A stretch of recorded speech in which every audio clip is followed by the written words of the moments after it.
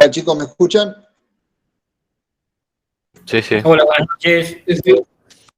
Listo, Sí, se escucha. bien. En la presentación... no. Ya estamos. Ahí les voy a mostrar, por un lado, cómo presentar el trabajo práctico y la guía, ¿sí? Que era una de las cosas que me estaban pidiendo para encaminar el trabajo, ¿sí?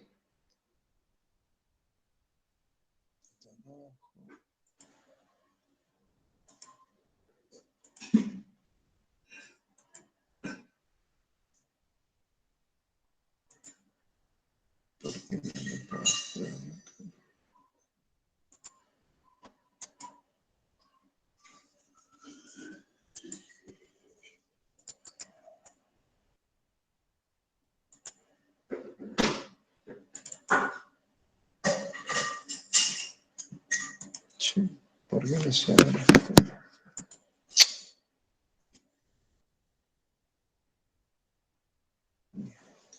Lo que voy a hacer es lo siguiente, lo vamos a subir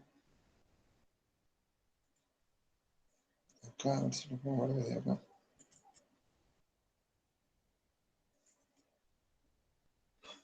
No entiendo por qué no lo puedo.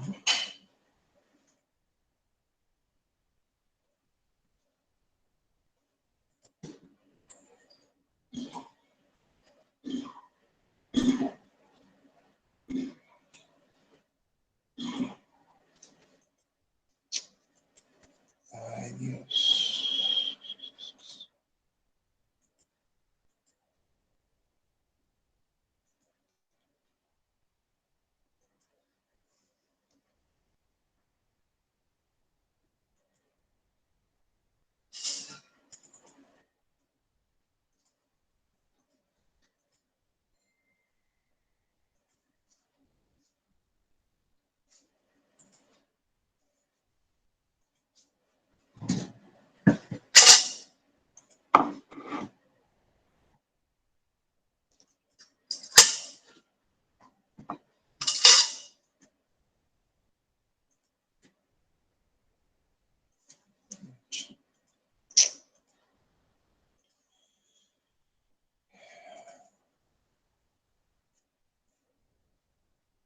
Voy a dejar abierto un momento. No sé cómo. ¿Dónde está?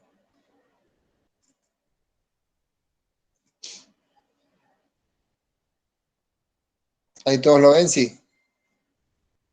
Bueno, Sí, ahí se ve. bien. Bueno, tenemos la primera parte. Esta va a ser la forma de la presentación. ¿Mm? Vamos a tener una portada en la cual vamos a colocar el nombre del trabajo, el nombre completo de cada uno de nosotros, el nombre del instituto, carrera, año, el año del trabajo. Dentro de la presentación, que va a ser la primera parte, vamos a establecer un índice. Ahí vamos a establecer una buena distribución de los distintos apartados. Con cada uno de los apartados lo que le voy a colocar es que indiquen a qué página corresponde cada uno de esos apartados y que, bueno, que controlen y verifiquen cómo corresponde. Supongamos, si vamos a colocar señalización en la página 10, está que señalización esté en la página 10 y no que esté, supongamos, SGS o incendio o la parte de primeros auxilios. En la parte de introducción, después del índice, vamos a tener un pequeño resumen del trabajo que vamos a realizar, es decir, cuál es el objeto por el cual estamos realizando el trabajo y el alcance, es decir, hacia quién va dirigido, ¿sí? Acá viene la mejor parte, es cómo vamos a desarrollar. El análisis de riesgo operativo, de los puestos a analizar. Vamos a poder analizar de 3 como mínimo y 5 como máximo, para no extendernos y que no nos quede como una carpeta, ¿sí? Una enciclopedia, sino la idea es que tengamos un trabajo que nos sirva a posteriori para cualquiera de las actividades que vayamos a realizar, tanto dentro del mismo trabajo que nosotros estamos realizando, ¿sí? En nuestra actividad, que ustedes me decían, la gran mayoría que ninguno va a desarrollar otra actividad que no sea la misma que están desarrollando en la actualidad.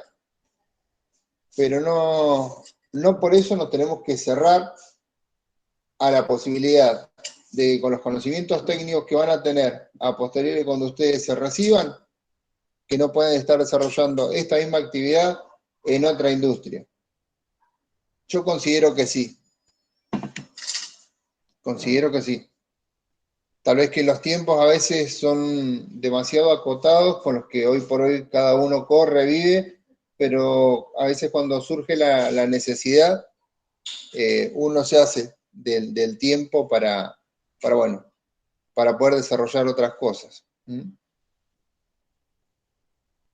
Cuando hablábamos del análisis de riesgos operativos de los puestos, vamos a colocar, supongamos, de una industria tipo, como hablábamos en la clase anterior, respecto de esta empresa de Apex. Supongamos que analizamos el puesto en administración, un puesto en la parte de recepción de materia prima y la parte de pintura de los caños. Bien, en administración vamos a considerar cuáles son los riesgos a los cuales vamos a estar expuestos, vamos a establecer los ponderables, como lo hemos hecho, ¿sí? De gravedad y ocurrencia, estableceremos las medidas preventivas, los usos de los elementos de protección personal, de acuerdo a cada uno de los riesgos que vamos a tener presente. Según, ¿sí? Y conforme al cuadro que habíamos hecho oportunamente en el primero de los trabajos prácticos. ¿Estamos de acuerdo?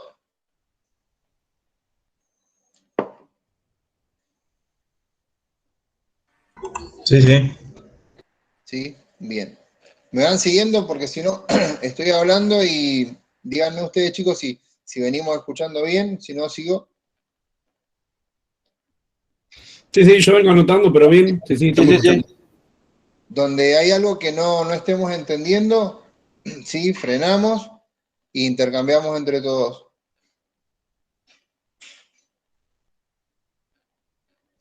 Recuerden que cualquier pregunta siempre es bienvenida.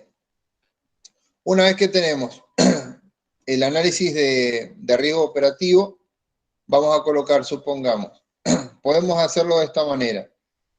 Si lo van a hacer por cada uno de los sectores, podemos establecer, supongamos, sector administración, hacen la matriz de riesgo, colocan la parte de señalización, de cartelería de seguridad, en el caso de considerar, supongamos, la parte de precaución, de prohibición, de obligatoriedad de uso, cartelería de información, conforme a normas IRAM. ¿Recuerdan de cuáles estábamos hablando sobre eso?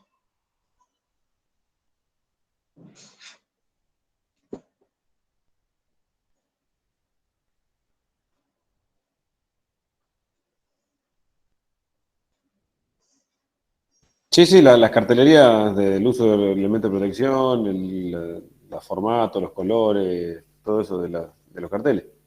Esa Exacto. parte. ¿Cuáles eran los de 2005. prohibición? La protección, o sea, los de peligro, los de precaución y los de uso. Exacto. De uso obligatorio, cartelería de color azul, cartelería de información, sí, cartelería de color verde.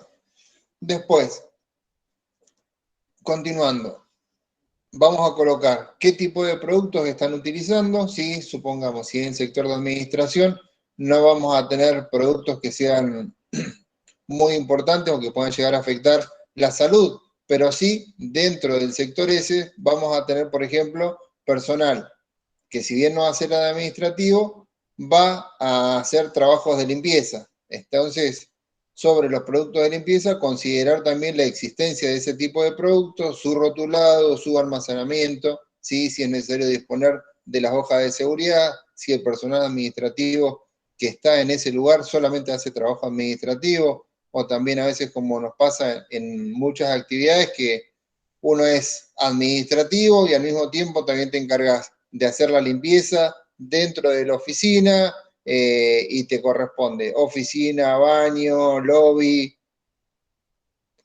Eso va a depender pura y exclusivamente de la actividad que cada uno esté utilizando para desarrollar el trabajo. En la parte de incendio vamos a ver el plano de evacuación. Dentro del plano de evacuación, ¿qué vamos a ubicar? La ubicación de los extintores manuales, la ubicación de las luces de emergencia, ubicación de las puertas de salida de emergencia, sentido de circulación para realizar la evacuación. Dentro del trabajo estableceremos, de acuerdo a los sectores, qué tipo de extintores manuales o no, o sistema fijo puede ser, o extintores manuales vamos a utilizar, qué tipo de extintores manuales, las vías de evacuación, cómo las vamos a considerar, en función a qué, la señalización. Y por último, vamos a hacer referencia sobre la parte de primeros auxilios. Cuando hablamos de primeros... Sí, Gastón. Tengo una consulta. ¿Plano de evacuación dónde tienen que estar esos? Es decir, para cuando vayamos a hacer la observación, ¿dónde deben estar el plano de evacuación? ¿O en qué lugares? El plano de evacuación tiene que ser un lugar que sea visible y de fácil acceso para todas las personas. Si vos estás en una planta en la cual no tenés ningún tipo de divisiones, en el acceso es una buena ubicación porque es el lugar por donde entra y salen todas las personas. Siempre hay que colocar los planos de evacuación donde mayor tránsito de personas uno va a tener. Ahora bien, si tenemos una nave industrial, la cual está dividida por determinada cantidad de paredes, lockers, secciones, entonces es necesario que en cada una de las secciones esté directamente un plano de evacuación. Supongamos con esa famosa leyenda que más de uno seguramente nos hemos encontrado, si vamos a un edificio que tenemos 3 plantas y en la planta 1 o en la 2, supongamos, dice, usted está aquí.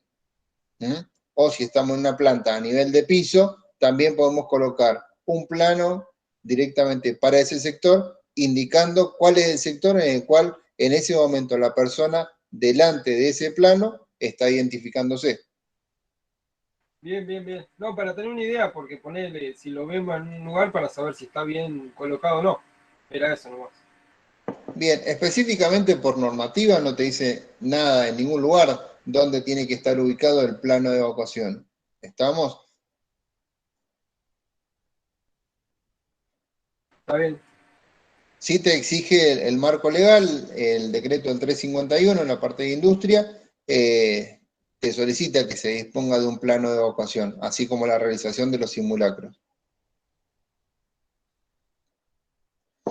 Está buena tu pregunta, Gastón, porque ahora, bueno, una vez que hablemos sobre la parte esta de cómo presentar el trabajo, me interesaba la otra parte de preguntas y demás, porque en función de cómo vayamos a hacer la investigación o la recopilación de información para armar el trabajo, es como lo podemos llegar a armar y el ojo que ustedes van a tener que tener. Recordemos que vamos a tener distintas opciones. Esto va a ser a su libre albedrío. En cuanto a qué es su libre albedrío y también acotado. Porque vamos a tener distintas industrias que ustedes van a poder elegir. Ustedes van a poder buscar información, como les decía, de internet, información en biblioteca, o directamente concurrir a alguno de los establecimientos que pueden estar a mi alcance para brindarles a ustedes que les abran las puertas para que puedan realizar las observaciones correspondientes. No es necesario ni obligación que uno salga de su lugar, de su casa, a investigar o a analizar o a observar determinado establecimiento. ¿Está? Es por eso que le dejo esa posibilidad. Sí que estemos todos y cada uno realizando la investigación y el análisis de la información que vamos a recabar de acuerdo a alguna industria en la cual cada uno se sienta más cómodo para poder desarrollarlo. Una vez que tenemos ya en esta parte me interesa que si bien vamos a ver ahora en el transcurso de la materia la parte de lo que es primeros auxilios, en el cuerpo, ¿sí?, del trabajo, ¿de qué manera vamos a incorporar este ítem referente a primeros auxilios? Este ítem referente a primeros auxilios lo vamos a incorporar en el trabajo cuando nosotros, una vez que hagamos la identificación y el análisis de riesgo operativo, ahí poder incorporarlo. Supongamos, estamos trabajando en un sector en el cual el personal puede estar propenso a los resbalones y caídas. Entonces, como un primer auxilio, ¿cuál le parece que podemos incorporar ahí? Sino una hora haber desarrollado la materia, por sentido común. ¿Qué primer auxilio podría ser que nosotros podemos brindarle para una caída?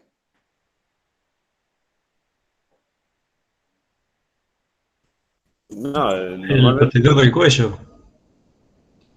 Colocar, por ejemplo, un cuello ortopédico, verificar el estado de la persona, en el caso que se haya resbalado, se haya caído, se golpea la cadera, se doble el tobillo, bueno, formas de cómo inmovilizar. Entonces, bueno, supongamos, en el sector de pinturas, hablábamos hoy de Apex, uno de los sectores que analizábamos era el sector de pintura. Bien, en el sector de pintura, ¿qué riesgo tenemos? Tenemos riesgo de resbalones y caídas. Bien, primeros auxilios para poder realizar en ese sector, ¿cuáles serán? Directamente inmovilización de los sectores en extremidades inferiores, ¿sí? O si llegase a sufrir un golpe en una extremidad superior, en el hombro, la forma de cómo inmovilizar o una extremidad superior o una inferior. Si hablamos de cortes, cómo realizar un control para una hemorragia. ¿Me van siguiendo? ¿Hacia dónde Sí, apunta el ítem de primeros auxilios? sí, que corresponda a lo que puede pasar en ese puesto de trabajo. Exacto. Ni más ni menos que eso, tal cual, Gastón. Y después, como conclusión final, la valoración personal. Cuando hablamos de la valoración personal, acá va a ser directamente con ¿sí?, con su criterio a nivel personal, de qué forma cada uno desarrolló el trabajo, si le aportó, si no le aportó, si le sirvió de algo, si no le sirvió de nada, si lo va a aplicar a posteriori en su vida, si lo va a aplicar a posteriori en su actividad. Esto va a ser la valoración personal de cómo fue desarrollado el trabajo y el aporte que para cada uno a nivel personal tuvo el mismo. En las conclusiones, dentro de la valoración personal que podemos darle, me interesa que, como les decía, que si bien sean objetivos y criteriosos en la conclusión, no me interesa que supongamos, si vamos a esta industria, como la tenemos de referencia a Apex, que nosotros veamos dónde están los errores que podemos identificar. ¿Estamos?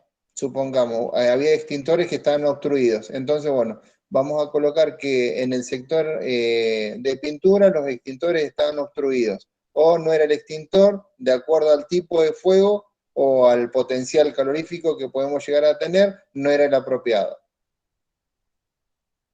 Nosotros vamos a colocar, supongamos, en la parte de incendio, que se requieren por el sector en función de la cantidad de metros cuadrados que vamos a tener y al tipo de actividad, el poder calorífico, junto con los elementos que desarrollan la actividad en ese sector, vamos a tener preponderancia de fuegos clase A, clase B, clase C, y para esos fuegos vamos a utilizar extintores de polvo químico, de espuma, de dióxido de carbono. No vamos a buscar dónde está el error.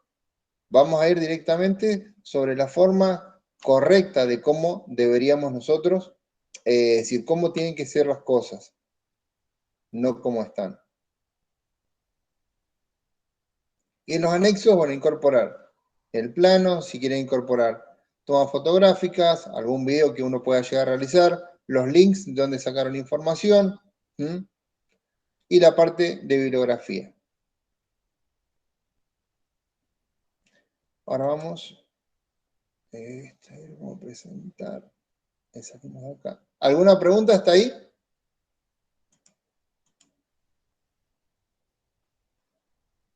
No. Bien, a ver si vamos ahí. Listo. Perfecto. ¿Se alcanza a ver ahí?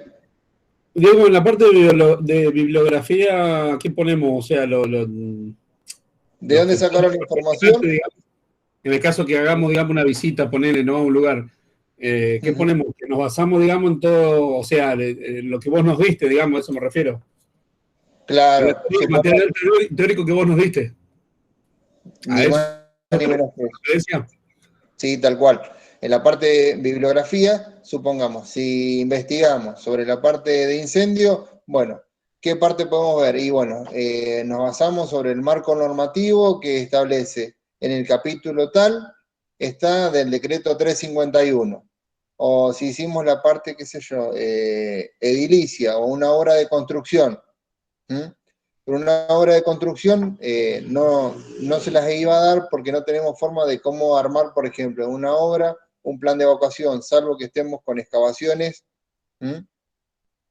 como para poder armar o algún zanjeo, en el único lugar por ahí donde podría llegar a aplicar para armar un plan de contingencias, cómo armar un plan de evacuación. Es por eso que, bueno, me guié directamente para cualquier otra actividad que no sea la construcción.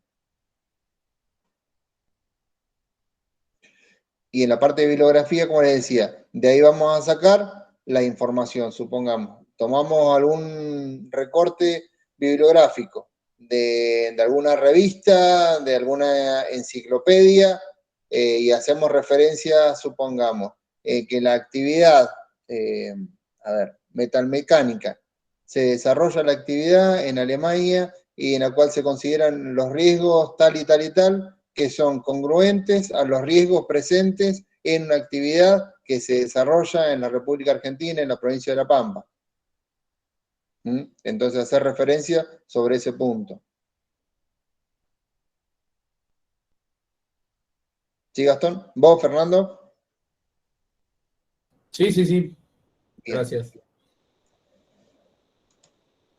Estábamos con esto, la guía. Tenemos de las industrias que vamos a tener para analizar,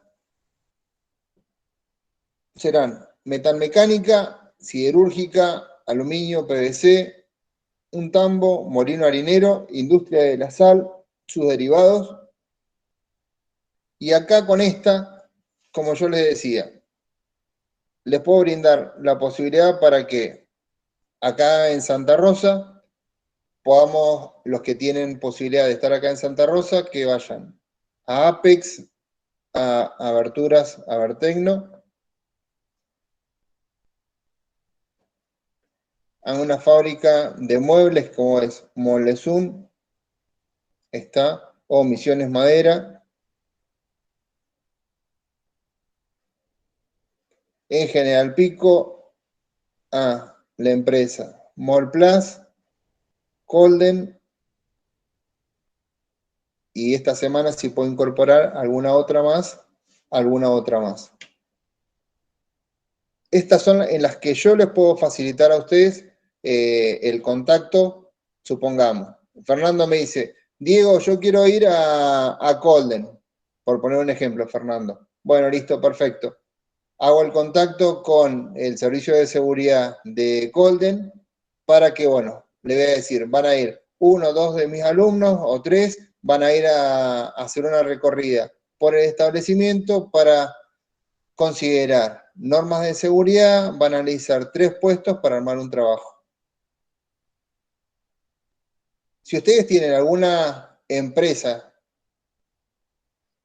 que a ustedes les interese desarrollar, con el cual desarrollar el trabajo, me lo dicen, no hay ningún problema. ¿Está? Esto se lo dejo a ustedes a su libre elección.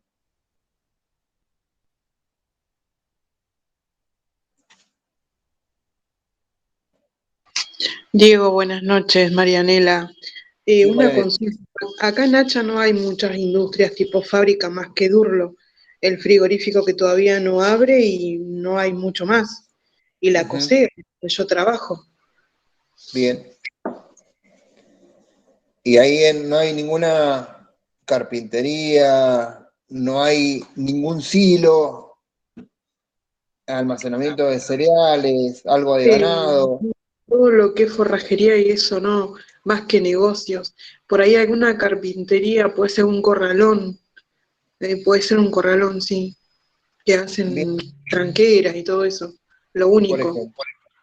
Eso sí podría preguntar ahí si podría.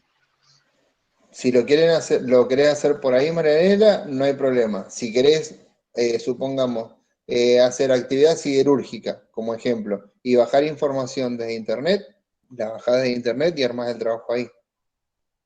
Ah, Como les buenísimo, decía, Diego, muchas no es gracias. necesario, no es necesario que concurran a un establecimiento, considerando los puntos que me mencionaron en la clase anterior, que estaban muy complicados con los tiempos, que todos tienen muchos trabajos, muchas obligaciones.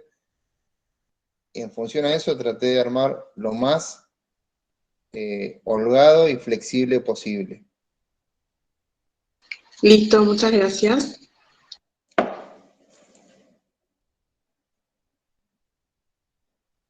¿Alguna pregunta? Así seguimos.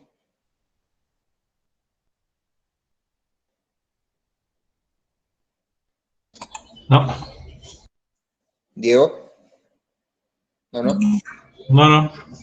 Bien, listo.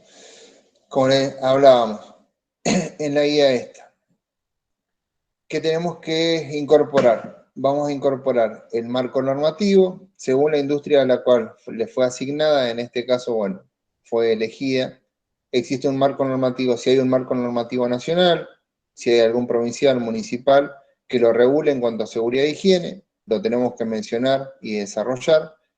No es necesario que lo pongamos para cada uno de los puestos, sino una vez que supongamos, decimos actividad, agro, por decirlo de alguna manera. Bien, sabemos cuál va a ser. Va a ser la ley de seguridad e higiene, la ley de riesgo de trabajo y el decreto específico que es el del agro, que es el número.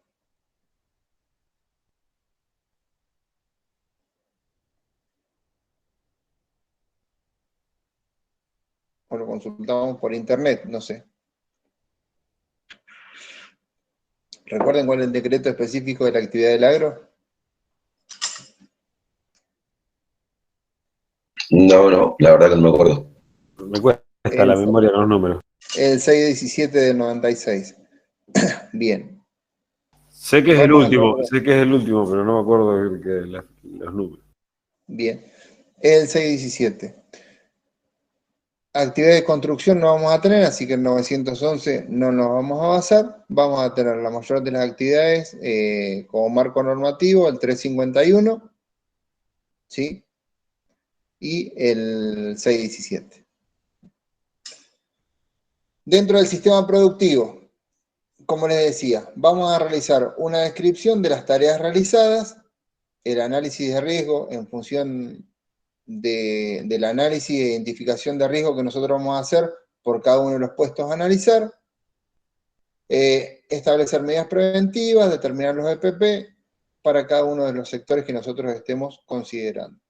Referente a la parte de productos químicos, mencionar qué productos estamos utilizando, como les decía anteriormente. No es necesario que sea un producto químico específico, qué sé yo, trabajamos con cetonas o con algún aldehído o con productos irritantes o cáusticos, no. Es decir, tranquilamente puede ser que en el sector de administración tengamos detergente, lavandina, insecticida.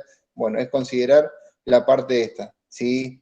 Lo que me interesa es sobre SGA, que nosotros lo podemos identificar. Exhibir, supongamos, hablamos que tenemos lavandina, ¿sí?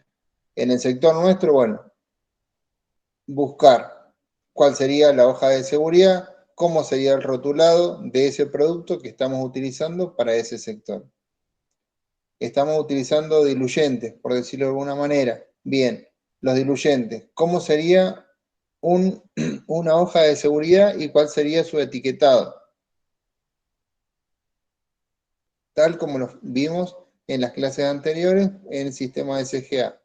Describa las consideraciones técnicas a tener en cuenta en cuanto al almacenamiento de ese producto, que esto lo vamos a sacar directamente del fabricante, las consideraciones que nos va a dar.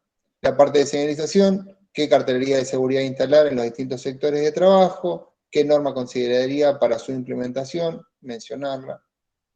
Primeros auxilios, como les decía, según el análisis de riesgo confeccionado, determine cuáles son los riesgos con mayor probabilidad de ocurrencias que generan accidentes de trabajo, y en función a esto mencionar los primeros auxilios a realizar para mitigarlo.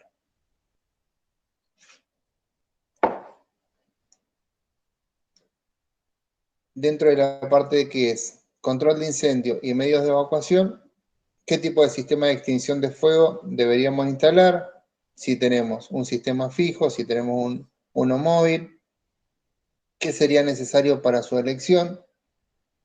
Mencione las consideraciones a tener en cuenta para armado o confección de un plan de contingencias, exhiba el plano de evacuación, consideraciones a tener en cuenta para el armado. La ubicación, esto siempre haciendo referencia al plano de evacuación, que ya se los había mencionado.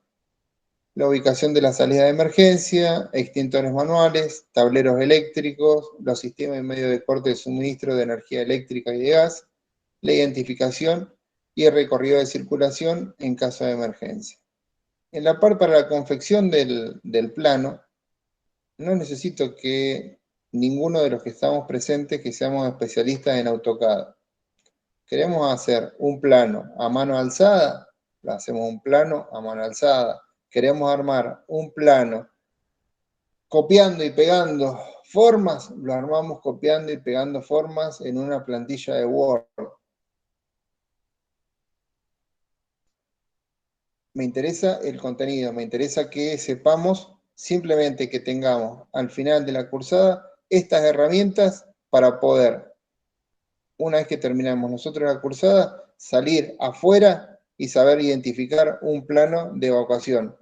Que simplemente a simple vista, digamos, a este está bien, acá está la salida de emergencia, mira, acá hay luces de emergencia, estas liñitas de este color me identifican las luces de emergencia. Las flechitas de color verde me identifican el sentido de circulación hacia dónde tengo que hacer la evacuación. A este rayito acá donde va el tablero eléctrico. Eso me interesa. Es decir, con que nosotros terminemos el trabajo final con ese sentido, que me pueden explicar este trabajo una vez que lo terminaron, lo pueden decir con sus palabras, ese va a ser la conclusión, la frutilla del postre y la frutilla de esta materia.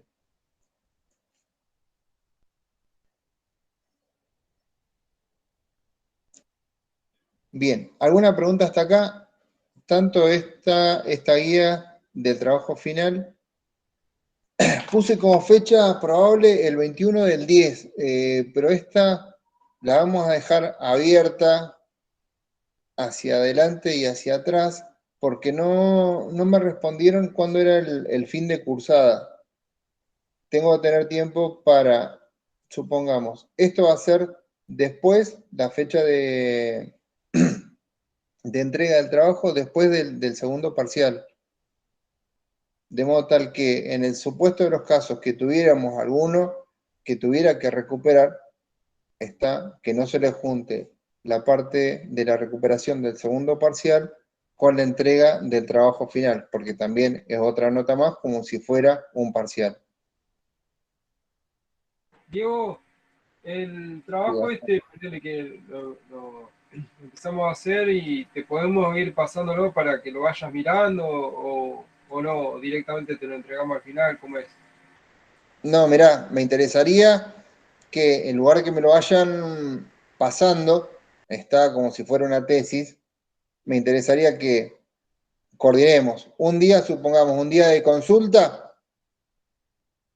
las clases comienzan a las 8, bien, hay consulta el viernes, qué sé yo, el viernes 15 de septiembre o el 20 de septiembre, fecha de clase de consulta a las 7 de la tarde. Y de las 7 hasta las 8 sacamos cualquier tipo de duda. O antes también. Nos comunicamos por el tablón. Diego, necesito que me guíen de esta manera por este punto. Bueno, listo. Lo hacemos de forma, sí, oral.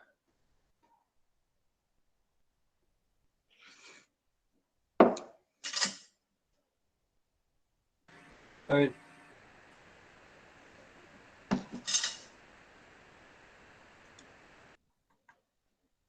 Bien. ¿Alguna pregunta hasta acá? ¿Alguien que tenga algo para aportar en cuanto a por ahí alguna actividad que quiera realizar? Que me diga, Diego, yo voy a hacer esto, el trabajo sobre esto, o me interesaría desarrollar el trabajo de seguridad con este lineamiento sobre esta industria o sobre este sector, no sé, los escucho. Yo creo que puedo llegar a conseguir acá un apicultor que tiene una planta de producción acá cerca del pueblo. ¿Vos, Sergio, en dónde estás? En Victorica. Ah, bien. Victorica, muy bien. Listo, apicultor. Mirá, nunca me tocó nadie que hiciera esta actividad. De hecho, desconozco cuáles en sí por ahí los riesgos generales que tenés para el proceso de la miel y demás. Y primero que nada las alergias, creo, ¿no? Fundamental. Ujú.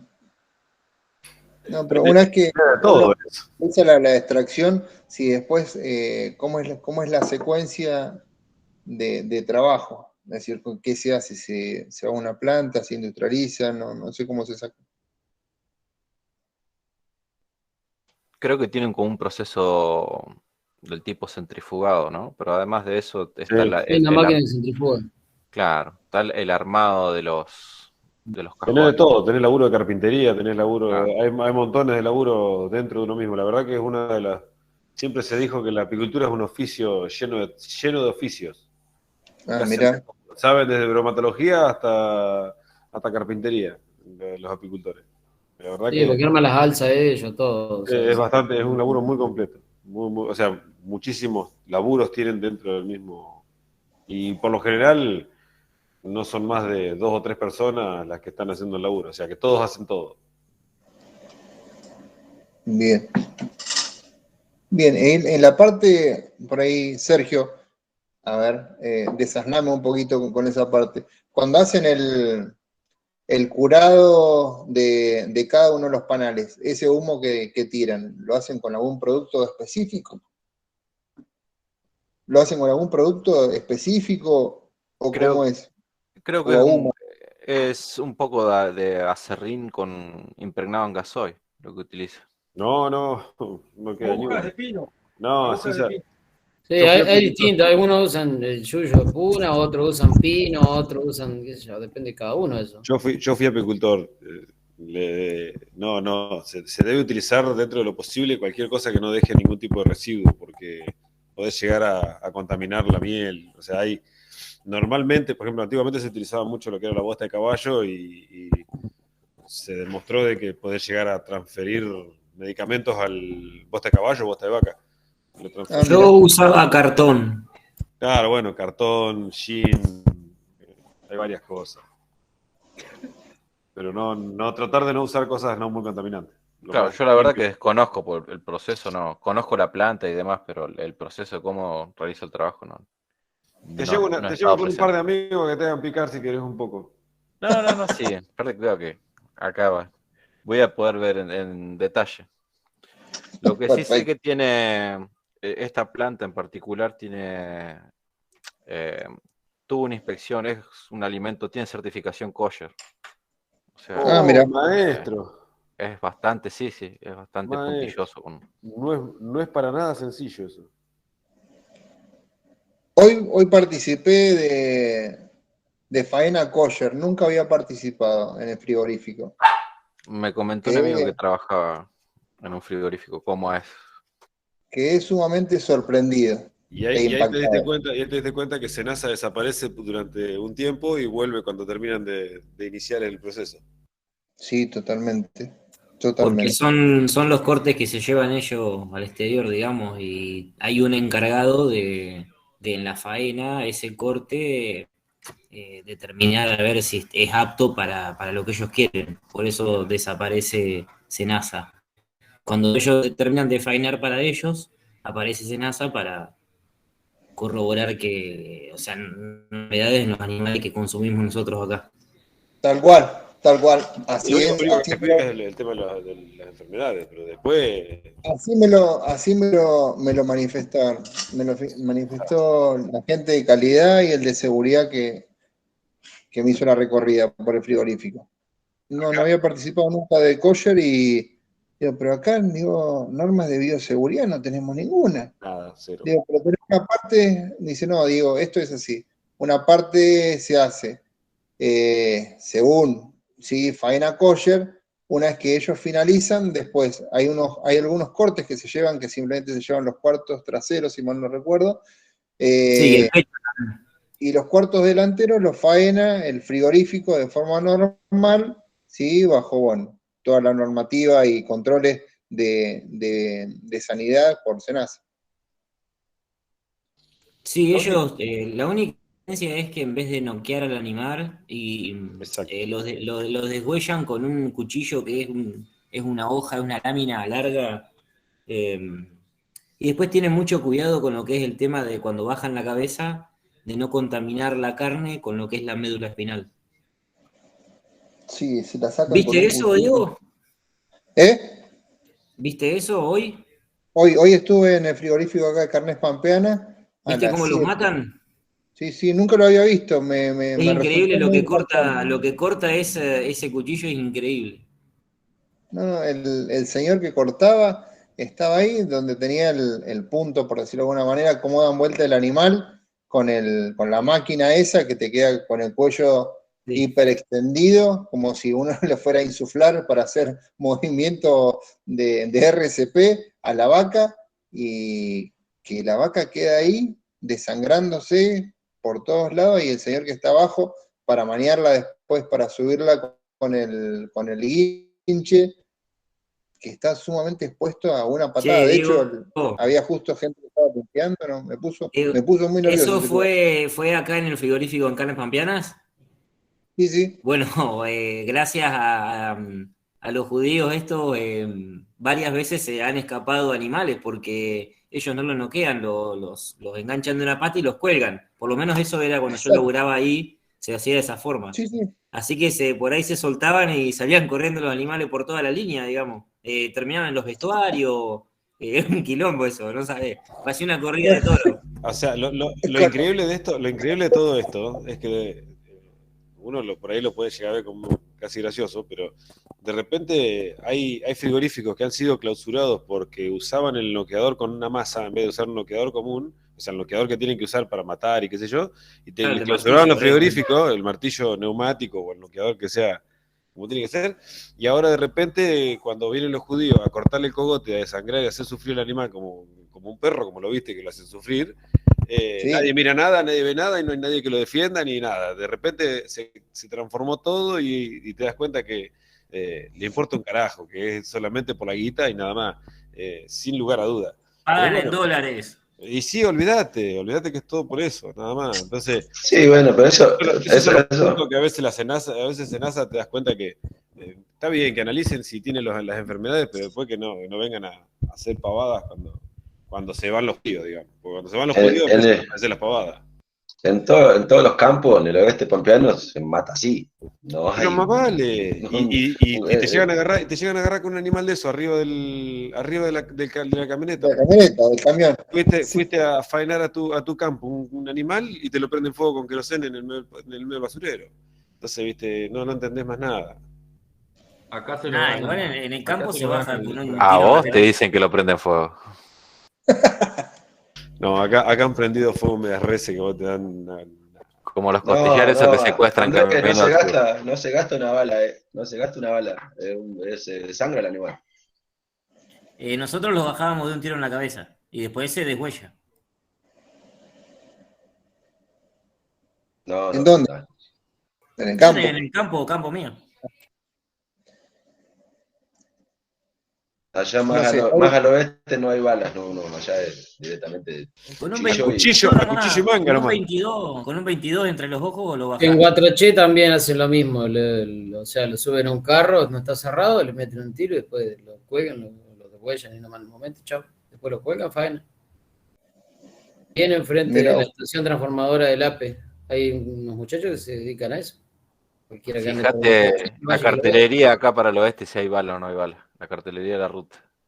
Inclusive Sí, dice, tal cual. ¿Cómo va a Es tener eso. semejante animal un novillo de 300 kilos? ¿Cómo lo va a degollar? Estás loco, ¿sabes cómo te sacan cagando, no? No, sí, hay que atarlo bien, ¿no? Hay que atarlo bien. Le pones el cogote para el costado y tenés que apuntarle justito ahí a la yugular y ¿sabés cómo se correte? Porque el chorro ese sale... En la olla se le da la puñalada. ¿Cómo, Gastón? No, que hay un lugar que los paisanos le dicen la olla. Lo atás con el lazo del cogote y bien atado y se le da la puñalada ahí. Yo, y se yo le desangra. presto yo te presto el lazo y te miro. No, yo yo lo paso. he visto varias veces. Matar así. No, Lo que me que contaba agarra el el 22 ahí, tiros en la unos cabeza, muchachos chao. ahí el frigorífico, que ahí, qué sé yo, a ellos le exigen un montón de cosas al tema de Senasa, pero dice que la gente esta que mata ahí, que están, no sé qué, los judíos que están ahí matando, dice que comen galletita y todo, ahí no hay, a ellos no les dejan pasar nada ahí Son para... los judíos son Dice los más mugrientos que puede haber, perdón que no si controla hay nada alguno. Senasa ahí. Cuando yo estaba dentro de la faena no se come nada, ¿eh? Ni ellos ni nadie. No, comer no, comer no No, los no, vi. pero me decía que pasaban alimentos ahí, no durante la faena, sino que estaban ahí, y lugares donde no se puede pasar alimentos, para eso tenía el comedor, pero dice que estaban ahí, no en la faena, sino que tenían tipo una Ah, sí, oficinita, afuera, en cualquier lado, sí. En la faena es un quirófano. Más o menos, Sí. tampoco tanto. No, en la parte, en la zona sucia, ahí estaba, bueno, como, es decir, estaba más sucio de una faena normal, porque en la faena normal, ¿uno qué hace? Golpea al animal con un martillo neumático, con un disparo, y después directamente el animal se empieza a desangrar cuando lo estás cortando y empieza a desangrar por gravedad. No tenés tanta suciedad como con la faena kosher, pero ahí en ese lugar fue en el único lugar donde vi que había, es decir, tanto desorden en cuanto a la parte de limpieza, por decirlo de alguna manera, si comparamos una faena normal con la faena kosher. Pero después el resto del sistema de producción, el resto del ciclo casi se desarrollaba de la misma manera. Había así mayor cantidad de personas, de gente de la cole, que estaban por ahí supervisando su forma de distintos puntos por ahí de cómo estaban haciendo los cortes y demás, que no lo hacían, bueno, en la Cambia faena la normal. forma de matarlo y otra más es que los cortes de ellos los pasan por salmuera, digamos. Los pasan por un saladero. Sí, no se llevan todos los cortes, se llevan una parte de los cortes. Otra parte de los cortes, como le decía, no recuerdo ahora si me dijo los cuartos delanteros, los cuartos traseros, que eran los que ellos Y el pecho se llevan. consumían, así como en los cuartos delanteros. Y los cuartos traseros, eso va para Comunidad Europea. Y China. Eso es la cuota Hilton. Y lo Claro. de la miel, no sé cómo harán, si tendrán también un rabino presente, pero tienen Cuando vinieron creo que le controlaron hasta el jabón que usaba todo, para todo. lavar la ropa con la que trabaja. Todo. Yo estuve con un apicultor una vuelta que era de Río Negro, que estaba tratando de hacerlo, la gente de Honey Miel, Honey, o sea, es una redundancia, ¿no? Sí. Honey Miel se llamaba Tal la cual. gente de Río Negro y hacían kosher y bueno, fueron los que hacían, ahí en Dobles estuvieron haciendo una presentación y la verdad que el tipo decía que es en cuanto a protocolo es un laburo de locos porque tenés que respetar ciertas cosas que bueno, que es lo mismo que vos viste, Diego, que es el tema de que no no estamos acostumbrados a ver ciertas cosas, entonces de repente costaba bastante, pero lo estaban logrando. Tenía muchas cosas. Algo que me llamó la atención, suponete, los pulmones de la vaca que los inflan, ¿sí? Para determinar si está en buen estado, además si no están agrietados, no tienen fisura, nada, como que la vaca estuvo en perfecto estado de salud. Por la tuberculosis. Sí, nunca había visto así. Sí, viste que hay cada Muy lugar. bien. Mirá, si vos te ponías, después agarran y todo muy cuidadito, todo muy limpio, y después cuando llega a la carnicería son más mugrientos los carniceros. Pero después tenés algo peor. A ver, Alexia, acá nosotros tenemos algo peor. Le rompen las pelotas a todo el mundo con el tema sanidad y a 150 metros acá de mi casa tengo una chanchera que cría chancho a mugre y lo andan vendiendo por todo el pueblo. Sí, y después tenés Y está criado a mugre, porque pasa el tenés, chango con la mugre por enfrente de mi casa. después tenés el tipo que tiene... Chancho limpio no engorda, Ariel. Es cierto eso. Tenés el tipo que tiene una carnicería, te compra una media red en blanco y mete 3 negros. Era pura realidad. ¿A qué va a mandar? Es la realidad. Hoy acá, la mayoría, no sé si tanto en la ciudad, pero... No, en la ciudad no. Acá no se da. En el pueblo es típico. Todas las carnicerías te bajan una media red de frigorífico y el resto lo compran en campo. El sellito del cuarto dice 1977. Bien. Vamos, bueno. Ahí está, ya hicimos un break. Ahora vamos con esta parte. ¿Alguna pregunta respecto del armado del trabajo? Yo llegué tarde, Diego. Bueno, después miraré el video si alguno lo grabó. Listo, Alexis. Está. Y si les queda alguna pregunta, manejamos todas por el tablón. Y aquel que empiece con el trabajo, a desarrollarlo, si tiene alguna consulta de cómo encararlo, cualquier consulta que hagan, hacemos clase de consulta, me dicen, Diego, la clase próxima, por decirlo de alguna manera, hoy es día 26, vamos a septiembre, que ya comenzaron, supongamos que el 16 de septiembre ya lo tienen bastante avanzado, pues pasaron 3 semanas, y me dicen, mira, Diego, tengo una duda con esto, o no sé cómo avanzar en esta parte, tengo que ir, o voy a ir la semana que viene a tal lugar, ¿qué tendría que considerar primero? ¿Sí? O cómo arranco la observación, o estoy buscando, no sé si estoy buscando bien o no por internet, guíame un poco. El 9, por poner una fecha, el 9 de septiembre hacemos una clase de consulta a las 7 de la tarde. Pero bueno, coordinemos, me mandan un mensaje por acá por el tablón, Diego, necesitaríamos una clase de consulta a las 7 de la tarde, una hora antes de la hora que comenzamos. Estamos, entonces ahí evacuamos cualquier tipo de dudas, preguntas, que sea a nivel general.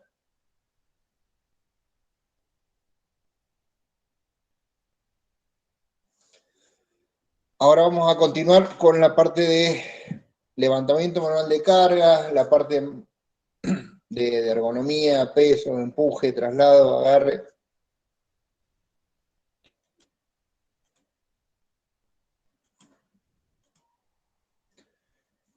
Bien, acá en la República Argentina, ¿qué tenemos por considerar? Si bien la parte de ergonomía no estaba por ahí un tanto desarrollada, hoy por hoy ya nos encontramos desde el año 95 en adelante, ¿sí? Con desarrollo de marco normativo que era específico, en el cual hoy por hoy ya podemos hablar que tenemos mayores cuidados para el personal en general. Ahí vamos a marcar un poquito acá con esto, para empezar a compartir.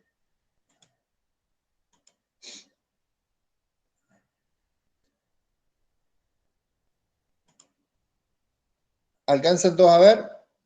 Está chico esto. Sí, se ve.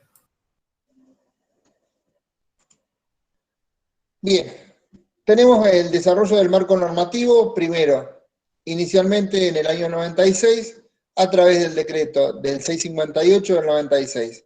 ¿Recuerdan sobre qué estábamos hablando cuando hablábamos de este decreto?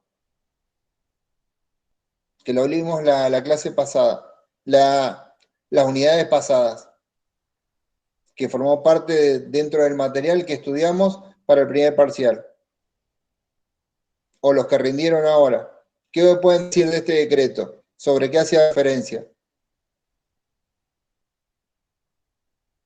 ¿Era el de las ART? No. No. ¿Era ¿Algo de las vinculación? enfermedades? No. ¿Enfermedades profesionales no era? Sí, creo que sí. Exacto, Sergio, exacto. Sí, el decreto del 658 del 96 es el primero que desarrolla, ¿sí?, la parte de enfermedades profesionales. Luego de la información y la transcripción de las distintas enfermedades profesionales, dentro de este listado, de acuerdo a las distintas actividades, es donde tenemos nosotros ya especificados cuáles pueden llegar a ser las posibles enfermedades profesionales, de acuerdo a los distintos agentes de riesgo a los cuales va a estar expuesto cada uno de los trabajadores. Luego de este desarrollo de este marco normativo del 658, aparece la resolución, la 295 del año 2003, que en esta, ¿sobre qué hacíamos referencia? En la 295 hacía referencia sobre la parte específica del levantamiento manual de cargas y sobre la parte de radiaciones. En la parte de levantamiento manual de cargas nos va a informar o mencionar distintas tablas en las cuales nosotros a simple vista, sin necesidad de disponer de conocimientos técnicos específicos, nos va a dar una guía orientativa de cómo nosotros poder considerar los distintos pesos a tratar, a manipular, estos pudieran llegar a afectar directamente nuestra integridad física. Y acá quería mostrarles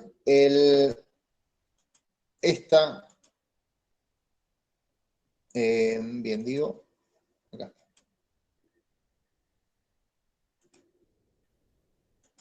Ahí mostró esta, que estamos en la resolución de la 295.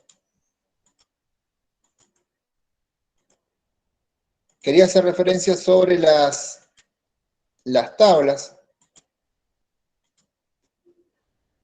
que vamos a tener. Por un lado, en la parte esta de tablas, en donde hace referencia, en el anexo 1, el punto que más nos interesa a nosotros es el referente a trastornos musculoesqueléticos, donde desarrolla, establece dos parámetros donde vamos a fijar el nivel de actividad manual que tiene la persona relacionado con la fuerza que uno va realizando en cada uno de los movimientos. Esto es específico, no apunto a que ustedes me puedan determinar a través de un método de evaluación ergonómica como que es el NAM, que es el nivel de actividad manual, que me digan si están o no dentro de los parámetros tolerables. O decir, para saber si la fuerza pico de cómo nos estamos agarrando el mango o la empuñadura de una zorra hidráulica va a ser de tanta fuerza. No. Esta es sencilla, supongamos, aquí abajo, que este es el nivel de actividad manual, tenemos distintos valores, 0, 2, 4, 6, 8, 10, en el cual nosotros vamos a analizar un puesto, supongamos. El 0 va a estar relacionado con sin manejo la mayor parte del tiempo, sin esfuerzos regulares, pausas constantes, cuando hablamos del punto 2, pueden ser las pausas constantes, destacadas, largas o movimientos muy lentos, movimientos o esfuerzos lentos, fijos, pausas breves, frecuentes, movimientos y esfuerzos fijos, movimientos con esfuerzos rápidos, fijos, sin pausas regulables, y en el punto 10 va a estar relacionado con los movimientos rápidos, fijos, dificultad para mantener o realizar esfuerzos continuos. Entonces nosotros vamos a tener, supongamos, un puesto. Analicemos el puesto de una persona, de un administrativo, que desarrolla su actividad administrativa delante de una pantalla con monitor, el teclado, y pasa 6 horas de las 8 realizando actividad de tipeo delante del tablero. Entonces vamos a tener que esa persona, supongamos, las pausas van a ser, pueden llegar a ser constantes, largas o con movimientos lentos, y no lo tenemos. Puede ser en el punto 4 con movimientos y esfuerzos lentos, fijos, pausas breves y frecuentes. Entonces vamos a considerar que el puesto del administrativo lo podemos ubicar en el punto 4, pero lo tenemos ubicado en este lugar, en el punto 4. Luego, ahora tenemos que determinar qué tipo de fuerza va a estar realizando esa persona de acuerdo a la actividad que yo realizo. Entonces, considerando los tiempos más las fuerzas, la otra tabla, ahí se me fue.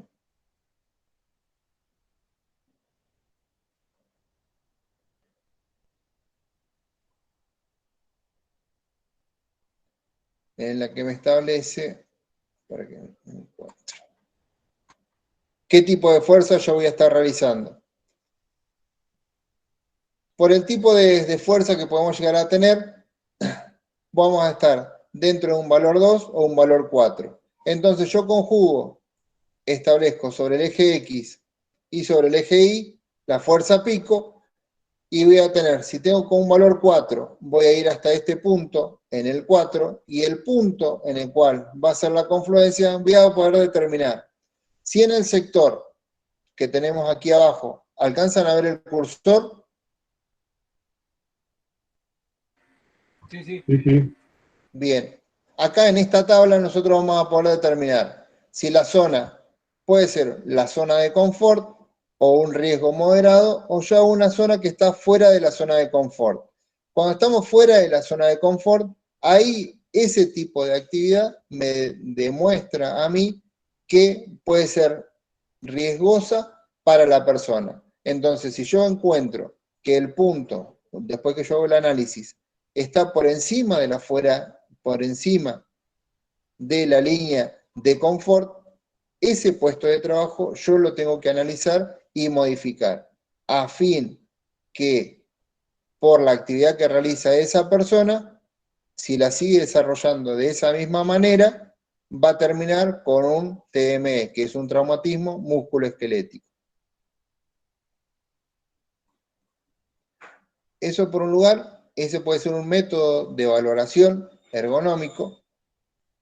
Luego tenemos, como les decía, las tablas, las distintas tablas que establece esta resolución, la 295, supongamos en la tabla número 1, que nos establece los valores límites para el levantamiento manual de cargas, para tareas que sean menor o igual a 2 horas al día, con menos de 60 levantamientos por hora, o mayor a 2 horas al día, con menos de 12 levantamientos por hora.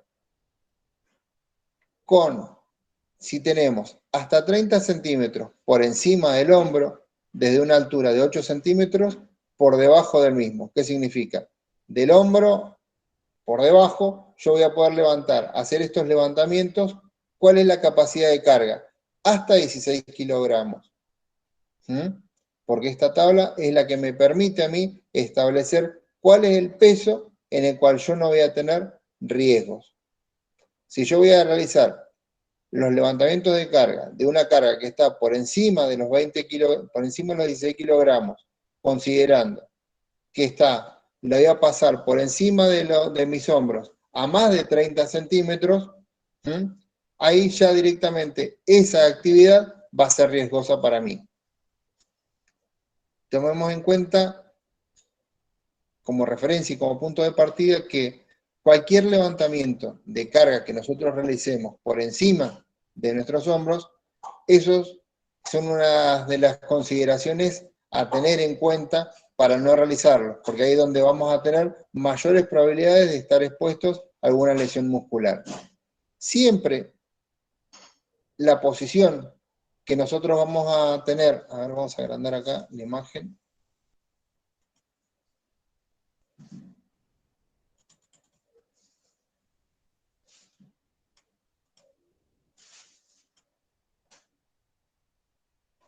nosotros para levantar una carga, cuanto más próxima al cuerpo la tengamos, menor probabilidad de sufrir una lesión muscular vamos a tener. ¿Qué significa? Cuanto más extensión tengamos directamente desde el brazo, o si nosotros trabajamos inclinados hacia adelante para realizar el levantamiento manual de una carga, ahí es donde vamos a tener mayores probabilidades de sufrir una lesión muscular. Perdón, Diego, lo que no entendí con respecto a la gráfica anterior ¿sí? Es el tema de los 16 kilos por ahí que decía por encima de los hombros. ¿Eso es haciendo repeticiones durante un día o cómo lo considera? Bien, No, ahí te lo... En esta tabla te dice cuáles son los valores límites que tiene una persona para hacer el levantamiento manual de cargas, menos de 2 horas al día, ¿sí? Con 60 levantamientos por hora. Es decir, que en 2 horas tiene que tener menos de 120 repeticiones. ahí está. O Así. 2 horas al día con menos de 12 levantamientos por hora. ¿Mm? Una persona que trabaje 2 horas al día tiene que tener menos de 12 levantamientos por hora. Tomando como referencia este parámetro, vamos acá a la tabla. Estos levantamientos, ¿yo hasta cuándo puedo tener? Levantamientos próximos del origen, menos de 30 centímetros desde el punto medio entre los tobillos. Siempre se mide, si nosotros nos paramos, tenemos, ahí alcanzan a ver la imagen, sí, o está chiquito.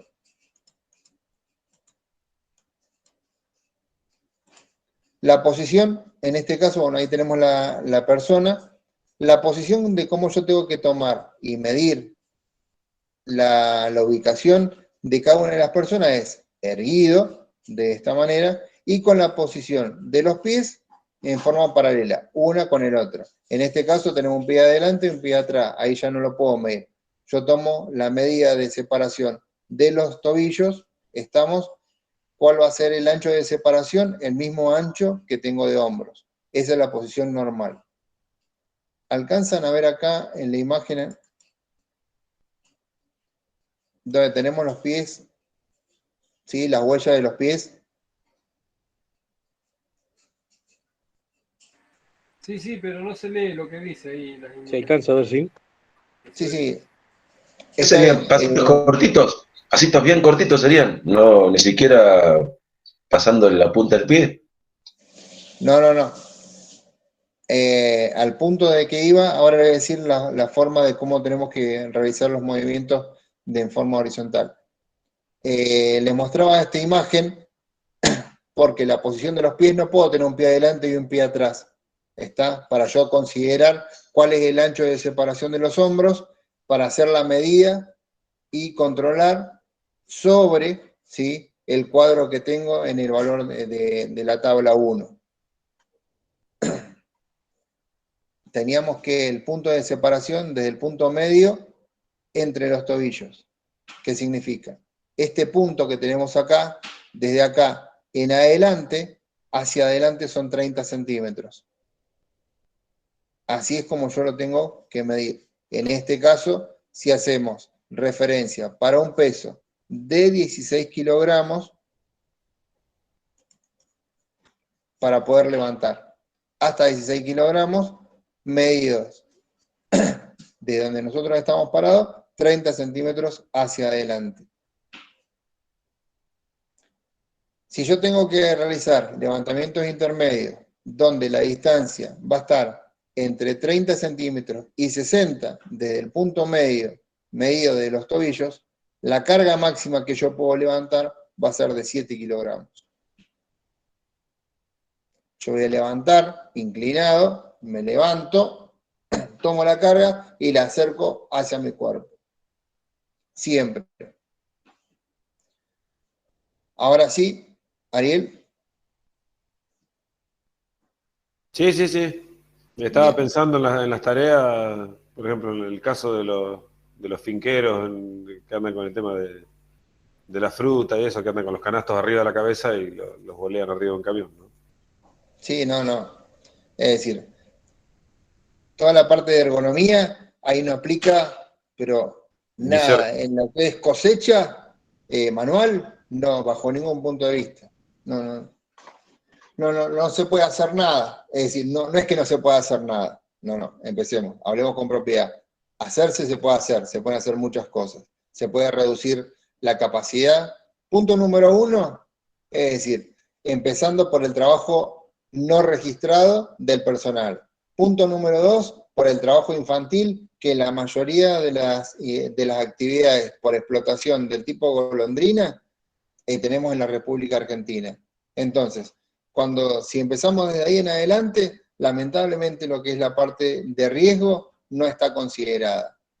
Simplemente se considera a la persona como un medio para obtención en este caso, de la recolección de la fruta, sin importar el costo. No puede ser que una persona tenga que... El otro día veía un informe de esos que pasaban en Canal 13, por ahí, bueno, a veces no son del todo objetivo Canal 13, pero la cantidad de cajones que tenía que levantar una persona, que no recuerdo qué cantidad de kilos, que era una barbaridad, como para poder tener en el día algo de 3.000 pesos. ¿Sí? Era romperle el cuerpo a esa pobre persona.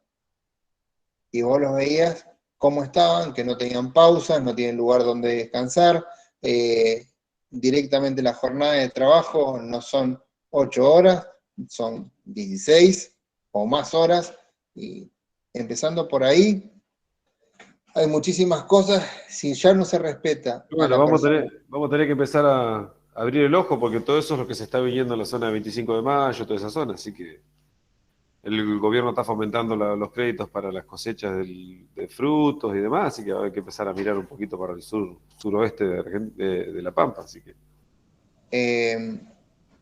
Los controles, por ejemplo, hasta de los que he escuchado, ¿sí? Porque no he participado en ninguna de las cosechas ni controles que ha hecho la gente de la provincia de La Pampa. Sé que van, pero creo que simplemente hacen controles específicos sobre la parte de trabajo registrado, trabajo infantil, que eso lo estaban haciendo con la gente del Ministerio de Trabajo de Nación. No así en la parte de seguridad e higiene. En esa parte no estoy seguro si la provincia de La Pampa estaba haciendo controles, específicamente sobre la parte de cosecha en la zafra. ¿Que habría que empezar? Sí, totalmente. ¿Que habría que empezar de a poco? Sí, totalmente. Porque a veces los cambios radicales tienen, sí, injerencia inicialmente y después, en el tiempo, sí, se fuman. No perduran. Lo que pasa es que los cambios radicales son los primeros que los pagamos son los consumidores, porque los cambios radicales terminan derecho en el precio. Es así. Sí. Pero a veces estos cambios radicales también tienen directa aplicación sobre las personas. Porque cuando tenemos cambios radicales de este tipo en estas actividades puntualmente, es donde tenés, por un lado, un control y a 4 cuadras o a 5 campos de ese estás teniendo. Si antes no tenías un 20% de trabajo registrado, cuando empiezan con los cambios radicales es donde tenemos mayor descontrol de la parte de que es trabajo infantil, trabajo no registrado. Es como si, no sé, apretás de un lado, cerrás de un lado y se abre del otro una puerta. Sí, porque es lógico, o sea, volvés de vuelta a lo mismo, es una cuestión de costo. O sea, volvés de vuelta a la misma historia. De repente vos le estás diciendo a un tipo que está en la zafra, le está diciendo que no puede levantar 25 kilos y él normalmente levantaba 30 o 40 kilos para juntar 3.000 pesos, se le van todos los números de la ganancia del día. Entonces dice, no, pará, voy a laburar en aquel que está en negro y ahí me voy a laburar para poder juntar los 3.000 pesos que yo necesito. Esa es la realidad. Sí, pero acá en las obras nomás, en cualquier obra, la bolsa de cemento pesa 50 kilos. La bolsa de cemento pesa 50 kilos en cualquier obra, y no hay. No, sí, exacto. Sí, sí, y el peso de las bolsas por marco normativo, es decir, está estipulado que bajen las bolsas de cemento a 25 kilogramos. ¿Y en dónde hay de 25 kilogramos? En algunos lugares. Solo la de cal. Acá en La Pampa no he visto. Sí, brillan por su ausencia, lamentablemente. Tenemos normas, tenemos reglamentación y no se aplica. Y ahora gracias a Dios se paletizó los camiones de cemento, pero si no, antiguamente era arriba de la cabeza. Y los de harina, lo mismo. También. Y la media res de vaca, lo mismo. O sea, son todos trabajos que siempre fueron característicos por sus kilos y por vamos a hacer una cosa que no se debería usar, ¿no? Pero por hombre fuerte, como se diría, no, si no sos macho fuerte no podés hacerlo. Pero bueno, exacto. Es lo que hay. Bien, y a colación de los cambios que estábamos hablando, y bueno, y tomando como referencia el punto que marcabas vos, Ariel, con respecto al tema de los animales, se implementó dentro del marco normativo que fue creándose y demás, está en la resolución, en la 13, bueno, ahí vemos la trazabilidad, la recta, con la cual había iniciado la Filmina, que ahí tenemos que en la 13 es donde hace referencia que todos los frigoríficos o todas las industrias que desarrollen actividades para faena, distribución, manipulación, los pesos tendrían que ser hasta 25 kilogramos y era necesario disponer y adecuar el sistema de instalaciones en el caso que uno no tuviera para realizar el levantamiento de equipos que estuvieran por encima de los 25 kilogramos, tenían que adecuar, las instalaciones a fin de que la persona levantara simplemente hasta 25 kilogramos. De forma manual, 25 kilogramos. Si necesitaba levantar más kilaje, indefectiblemente se necesitaba que incorporar la parte mecánica. Y eso en los frigoríficos se empezó a aplicar. Y hoy por hoy es una de las cosas que lo ves y está funcionando. Está funcionando y funciona bien. Pero bueno, como todas las cosas acá en la República Argentina. Sí, pero en el frigorífico, pero el del camión no. El del camión sigue bajando la media red arriba del cogote. Sí. Entonces tenemos una parte de faena y demás de esa manera, pero a veces cuando salimos fuera del sector de lo que no es faena, que se distribuyen las medias reses en camiones que no son los apropiados, y sí, nos encontramos con esa situación. O mismo por ahí hay frigoríficos que hacen la distribución de las medias reses con ganchos, y en algunas carnicerías sí tenés rielera como para poder vincular desde el camión hasta la carnicería. Y hay otras que no, hay otras que sigue bajando el operario con uno solo, con media res, ¿sí? Sobre sus espaldas. Por más flaco que sea el animal, debe andar en 70 kilos la media res. Es todo un proceso. Pero bueno, a nosotros nos queda, por un lado, considerar toda esta parte de conocimientos o saber que disponemos de un marco normativo que va a cuidarnos y protegernos a fin que el día de mañana no terminemos, ¿sí?, con una enfermedad profesional, ni más ni menos que eso. No todas las personas, lamentablemente, que manipulamos cargas, que realizamos distintos tipos de actividades de forma manual, estamos en conocimiento de este tipo de normativa.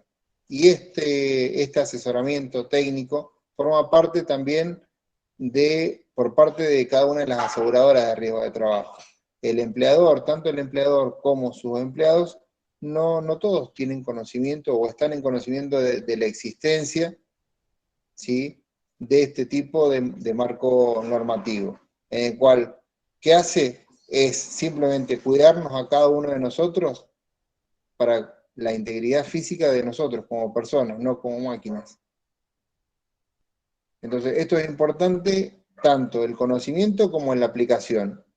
El conocimiento va a estar dado a través de uno de los integrantes del sistema de riesgo de trabajo, en este caso la aseguradora. La aseguradora de riesgo de trabajo, cuya función es brindar y estar en el asesoramiento técnico a través de la prevención, no una vez que ya está consumado el hecho, en este caso que la persona termine con un trauma musculoesquelético, o que terminó con una dorsalgia, o que terminó con cualquier tipo de situaciones que puedan afectar la parte muscular. Es estar en la prevención. Hay un marco que nos protege, entonces debemos estar en conocimiento de este tipo de situaciones.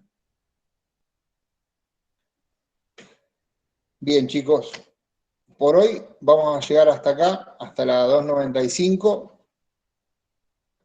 Ya la próxima clase terminamos. Seguiremos con el resto de las resoluciones para seguir con